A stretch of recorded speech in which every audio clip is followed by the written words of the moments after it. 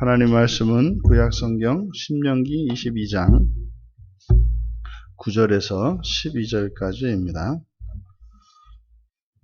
한 목소리로 함께 읽겠습니다. 내 포도원에 두 종자를 섞어 뿌리지 말며 그리하면 내가 뿌린 씨의 열매와 포도원의 소산을 다 빼앗길까 하노라. 너는 소와 나귀를 결의하여 갈지 말며 양털과 배실로 섞어 짠 것을 입지 말지니라. 너희는 너희가 입는 겉옷에 내 귀에 술을 만들지니라. 아멘. 거룩한 백성의 거룩한 삶이라는 제목으로 설교하려고 합니다. 거룩한 백성의 거룩한 삶. 9절에 내 포도원에 두 종자를 섞어 뿌리지 마라. 그러면 뿌린 씨의 열매 그리고 포도원의 소산을 다 뺏길까 하노라. 그러니까 사실 이렇게 두 종자를 이제 이렇게 섞어서 뿌리는 일, 그 한 종자로 그냥 뿌리는 것보다 두 배로 힘들지 않겠습니까? 그런데 두 배로 더 힘들게 어쩌면 일을 하는 건데, 그렇게 했을 때 오히려 더 못할 수 있다. 그것이 아니라 그렇게 된다는 겁니다. 두 종자를 섞어서 어렵게 일을 했는데 결과는 아예 그냥 차라리 그냥 한 종자를 뿌리는 것보다 더 안 된다는 겁니다. 그러니까 얼마나 더 열심히 그리고 얼마나 잘 하는 것보다 더 중요한 것은 신앙의 순결이고 말씀의 순종이라는 거거든요. 그냥 실제로 이렇게 두 종자를 섞어서 뿌리면은 진짜로 포도 농사가 더 안 되느냐 되느냐 이것을 논하는 것이 아니라 여기서는 하나님께서 말씀하신 그 말씀에 순종하는 것, 이것이 중요하다는 거죠. 그러니까 이것이 진위 여부를 따지는 것, 물론 이거 사실상 이렇게 농사 짓는 분들이 이렇게 직접 해보니까 경험적으로 그렇더라. 이제 그럴 수 있습니다. 근데 그렇지 않을 수도 있거든요. 중요한 것은 지금 성경은 하나님의 백성들의 이런 생활 방식, 그들이 농사를 짓는 일에 있어서도 그들만의 독특한 방식을 요구하고 있는 거죠. 소와 나귀를 결의하여 갈지 마라. 이것도 마찬가지입니다. 만약에 사실 소 2마리를 결의하든지 나귀 2마리를 결의하든지 그럼 이 힘이 더 셀 거 아닙니까? 그러면 노동력이 많으면 많을수록 힘이 더 세면 셀수록 좋은 거 아닙니까? 밭을 가는 데는 뭐니 해도 힘이니까 말이에요. 그런데 이렇게 소와 나귀를 결의하지 마라. 그러니까 소만 따로 하든지 나귀만 따로 할지언정 2마리를 같이 하지 마라. 이것은 이제 실용적인 면에 있어서도 우리가 설득이 될 수 있는 부분이에요. 왜냐하면 실제로 이게 소하고 나귀를 둘이 같이 결의한다는 게 뭡니까? 같이 한꺼번에 쟁기를 끄는데 2마리를 동시에 사용하는 거죠. 이거는 이제 보폭이 다르기 때문에 소하고 나귀의 보폭이 다르니까 고랑이 아마 삐뚤빼뚤 될 겁니다.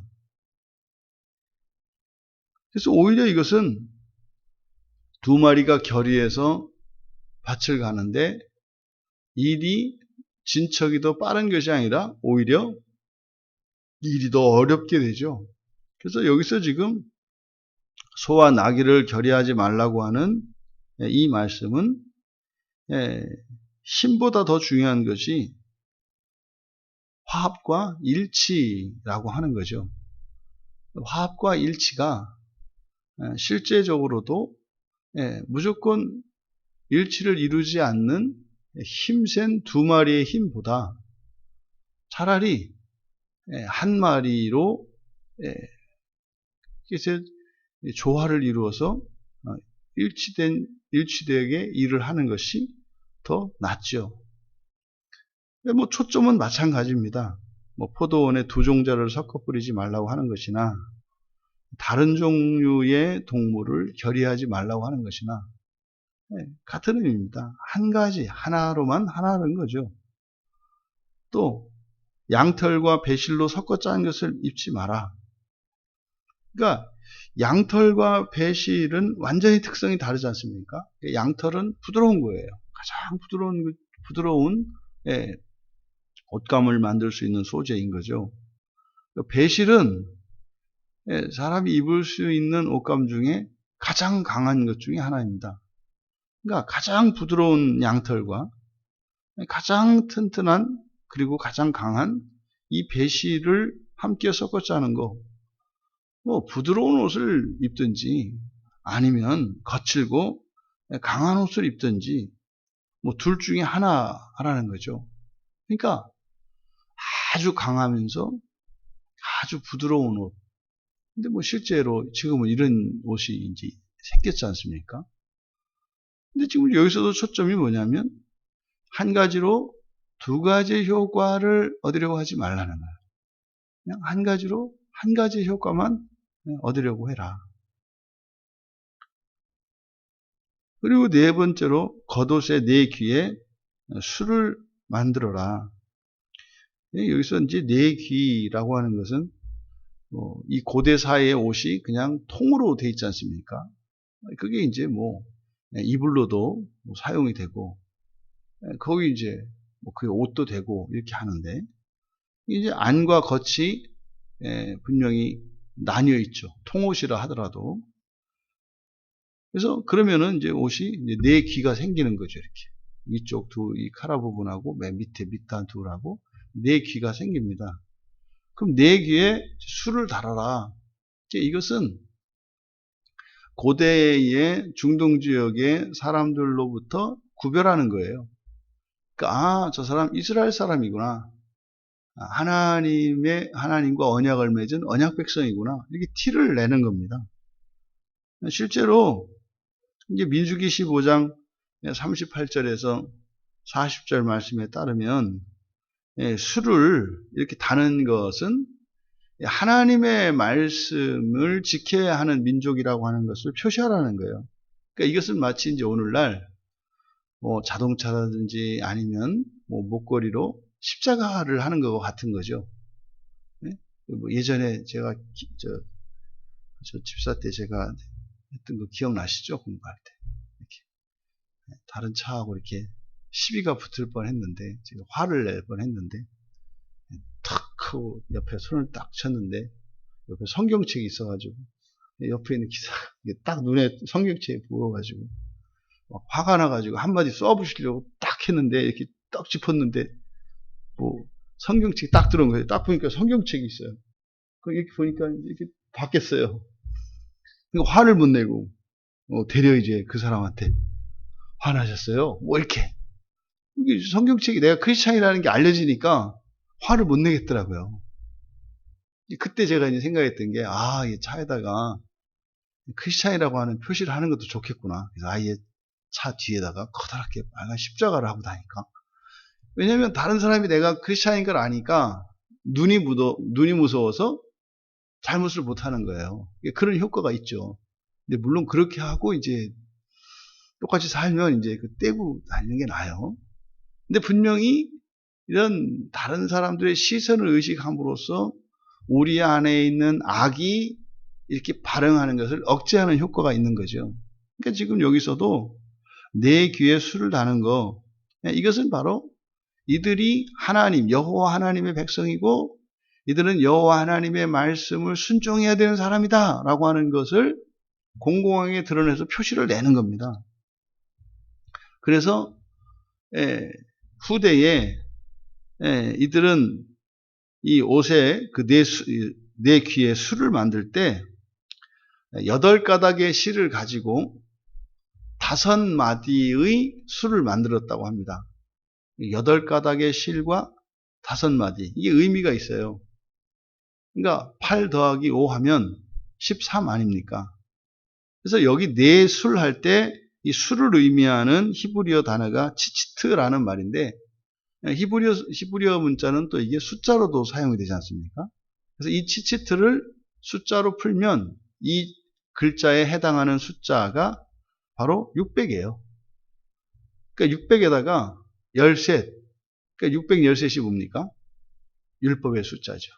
그래서 후대의 사람들이 이것을 8가닥 5마디로 만든 수를 달아서 이들이 613가지의 율법을 지켜야 하는 것임을 늘 상기하도록, 지금도 이제 이 고대 전통 복장에서는 이제 그렇게 한다는 거죠.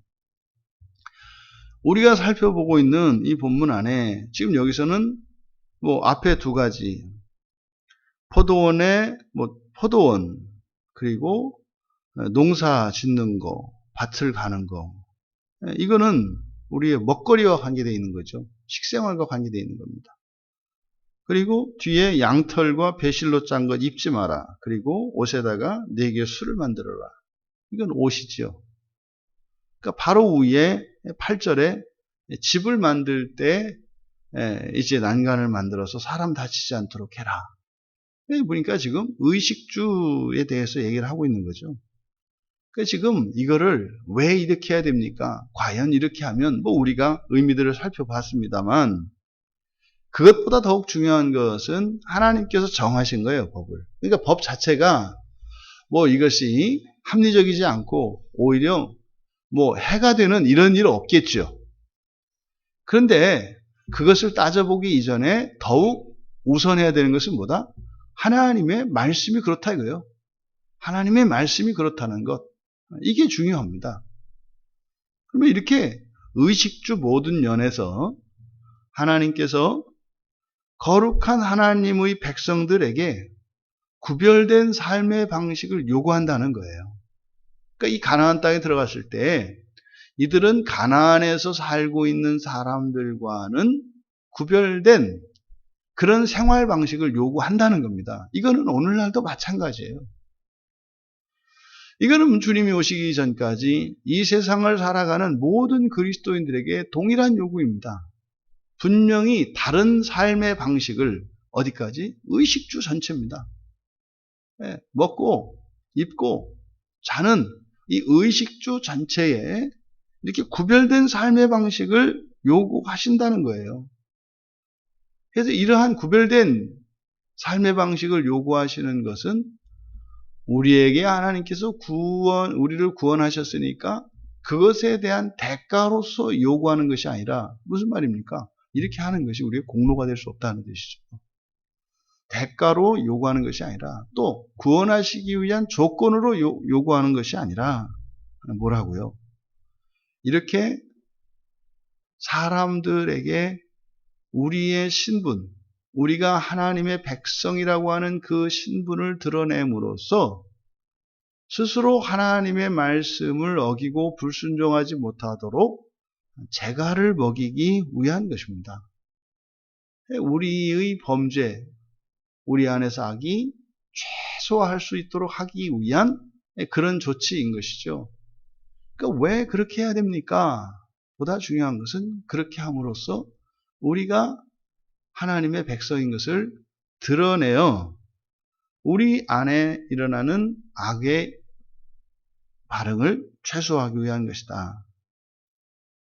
두 번째로, 이렇게 일상생활에서 거룩한 생활을 함으로써, 그러니까 다른 생활이죠. 다른 사람들과는 구별되는 다른 방식의 삶을 살아감으로써 우리가 이렇게 드러내서 공식화하는 거잖아요. 내가 그리스도인이다.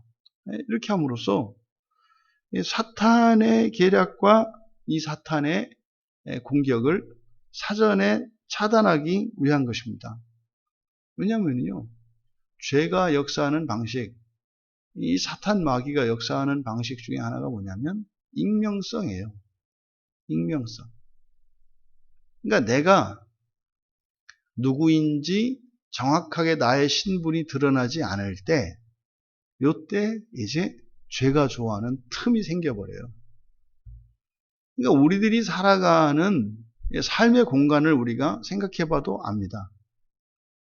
예, 시골에 있는 작은 마을에서 사는 것과 대도시에서 사는 것의 큰 차이는 익명성이에요. 시골 마을에서는요, 아침에 집에 나가서 저녁까지 뭐하고 돌아다녔는지 다 알아요. 이게 사발통문이 돌아서 다 알아요, 다 알아. 그래서 이제 그 옛날에 지금도 그렇게 크게 다르진 않습니다만 정말 작은 부락 마을에서 살고 있던 이 젊은이들이 답답했던 이유가 그거예요. 어디를 가도 감시를 받아요. 어디를 가도. 그러니까 그냥 소원이 뭐예요? 그냥 탈출해서 읍내가는 거예요. 가면요, 처음에 딱 느끼는 게 뭐냐면 외로울 정도로 자유로워. 외로울 정도로. 몰라도 또 모르고 내가 죽어나가도 몰라. 이게 한편으로는 처음에 너무 자유롭죠. 너무 자유롭죠. 그냥 너무 자유로우니까 어떻게 돼요? 내가 별짓을 해도 알아주는 사람도 없고 쳐다도 안 봐. 그러니까 이제 그게 자유가 아니라 이제 외로움이라는 걸 알게 돼요. 무관심과 외로움을 느끼게 되죠. 그게 이제 익명성입니다. 익명성. 그럼 이제 그 익명성의 효과가 나로 하여금 더 이렇게 건강하고 건전한 삶의 방식을 유지하고 이렇게 하는 게 아니라 뭐예요? 못하게 했던 것들을 이제 한번 해보고 싶은. 아무도 간섭하는 사람이 없으니까. 이게 익명성의 효과죠. 이거를 교회에 적용하면 어떻게 되세요? 이 작은 교회, 사람이 많지 않은 교회에 오기를 힘들어하고 두려워하는 이유가 뭐예요? 익명성이 보장이 안 돼요. 내가 깜빡 졸았는지 늦었는지 다 알아. 지사님 오늘 보니까 설교는 또 열심히 하더라. 오늘은 멍하고 있는 것 같은데 이게 다 드러나요. 다 드러나. 표정이 어떠니 옷이 어땠느니 머리가 어땠느니. 그러다가 큰 교회 가면 어떻게 해요? 푹 잤는지 3번 잤는지 4번 잤는지 설교는 들었는지 예배는 왔는지 안 왔는지 전혀 뭐예요? 내가 얘기만 안 하면 익명성이 보장이 돼요. 그러니까 교회를 매일 가나 어쩌다 한번 가나 항상 만나는 사람들은 늘 형식적인 관계를 유지하면서 맨날 반갑잖아요. 교회에서는 맨날 반갑고 맨날 오랜만이고. 예? 저희 목사 같은 사람들이 실수하는 게 그런 거예요. 금방 인사했는데 또 인사하는 거죠. 이런 일들이 일어나요. 이게 사실은 우리의 신앙생활에 그래서 불편한 점도 있고 장점과 단점이 다 있겠습니다만 익명성으로 말미암아서 일어날 수 있는 불순종과 범죄에 더 노출된 환경은 바로 익명성이 보장이 되는 곳이에요. 그러니까 사람들이 많이 모인 곳이 훨씬 더 신앙생활하기가 어렵습니다. 편하지만 신앙생활 제대로 하기는 어렵습니다. 사람이 적게 모여있는 곳에 가게 되면 신앙생활은 좀 불편한 점이 있을 수 있습니다. 하지만 신앙생활을 잘하기에는 큰 유익이 있죠. 물론 이게 복불복이라서 좋으면 더 좋은 거고 안 좋으면 더 안 좋을 수 있어요. 하지만 이 익명성이라고 하는 부분에 있어서는 사람이 적게 모인 것이 유리하다. 왜 그러면 익명성이 우리에게 중요한가? 사탄이 그 익명성을 타고 틈타고 역사하기 때문에 그렇다. 그래서 큰 교회 사람이 많은 곳에 가 있다 할지라도 뭐예요? 자신을 드러내고 내가 이 교회 교인이다. 그리고 사람들에게 내가 알 수 있도록 이렇게 하면 스스로 바로 자기가 이렇게 공개적으로 드러났기 때문에 이런 익명성으로 말미암아 사탄이 치고 들어올 수 있는 그 틈을 막는 효과가 된다 이 말이죠. 또 사람이 적게 모인 교회에 있다 하더라도 철저하게 익명성을 유지하고 살 수가 있어요. 일체 인사도 안 하고 그냥 쎄하게 다니면 되거든요. 몇 번만 인사 안 받아주면 그다음부터는 인사할 생각 안 하거든요. 그러면 철저하게 익명성을 유지하며 나름대로 살아갈 수 있어요. 세 번째로, 이렇게 세상 사람들과 구별된 이런 삶의 방식을 우리는 사실 하나님께서 우리에게 명령하셔서 이게 우리의 멍해가 되는 것이 아니라 오히려 그것을요, 자연스럽게 여기고 더 나아가서 자랑스럽게 여기며 살도록 하시기 위한 것입니다. 우리가 어떤 처지에 있을지라도, 우리가 어떤 사람이라 할지라도 그렇게 당당하고 자신 있게 살아가기를 원하시는 거예요. 이건 무리하게 일방적으로 요구하는 것이 아니라 우리가 그렇게 살아갈 수 있는 존재라는 거죠. 왜 그렇습니까?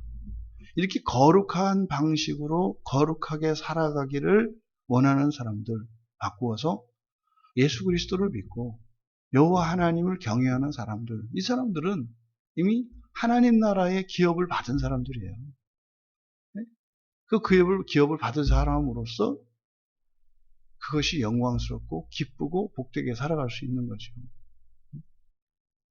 지금은 요즘에 교복을 입네요.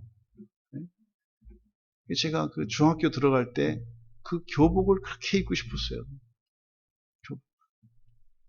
교복을 딱 입으면 내가 중학생인지 고등학생인지 알잖아요.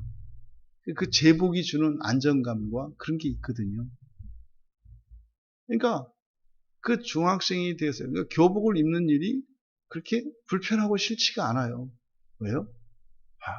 나는 자랑스러운 대한중학교 학생이다. 이거를 이제 나타내는 거거든요. 옛날에 또 이렇게 학교 배지도 있지 않습니까? 이렇게 배지도 탁 차고 그 교복을 자신 있게 입는 것은 뭐예요? 그런 거죠.